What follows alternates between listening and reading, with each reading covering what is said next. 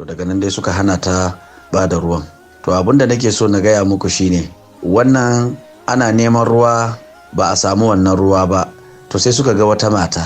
Da suka ga wata mata da wannan ruwa, saboda haka suna tsaye suna magana da ita, sai manzon Allah sai ya hange su, sai ce ku taho duka da ku da ita duk ku taho.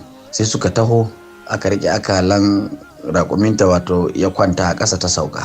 To ko da ta sauka sai manzon Allah ya ce a tada raƙumin sama. Ya ce mata muna neman ruwa ne. Ta ce ruwa yana da nisa, ruwa yana da nisa. Sai ya ce mata ko kina da labarin annabin ƙarshen zamani da zai bayyana, ko labarin ya iso gare ki?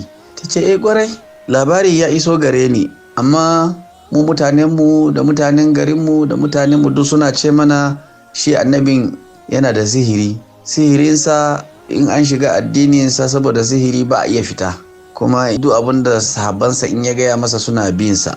Yana hana su bautan addinin iyaye da kakannu, duk abin da ya faɗa suna binsa.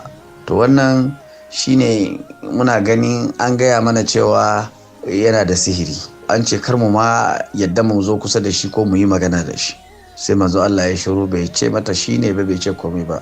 Sai ce to wannan ruwankin nan da za ki ba da ruwan nan a yi amfani da ruwan nan. Sai ta ce ai su maza su ya kamata su ji tausayin mata, sun fi ni ƙarfi su je su nemo ruwa, amma ni na nemo ruwa na.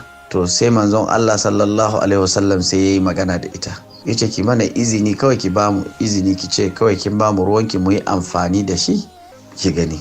Saboda haka sai ta kalli kwarjinin manzon Allah sallallahu alaihi wasallam da haiba.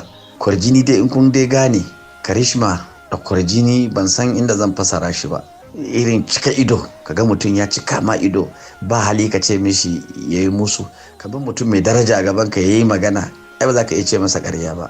Ai ba za ka iya kallon shugaban ƙasa ido da ido ka ce masa ƙarya yake yi ba. Misali, to kaga na muku misali yadda za ku gane ne. To kwarjinin manzon Allah ta gani. To saboda haka sai ta ce ma manzon Allah sallallahu alaihi wasallam a yi amfani da ruwan. Manzon Allah sallallahu alaihi wasallam sai ya ce a kawo mazubin ruwa, abinda za a tari ruwa. Sai aka kawo wani babban tasa, fiye da ma jarkan abin da ta ɗiba na ruwa. Zan ina cewa jarka saboda su salka na fata suke yi, shine jarkansu. Amma ina yin misali ne yadda za ku gane a zamani. To shikenan sai aka karkatar da wannan ruwa, raƙumin na tsaye, abin da za a tari ruwan kuma yana ƙasa. Sai aka zuba tul ruwa na ta zuba, na ta zuba.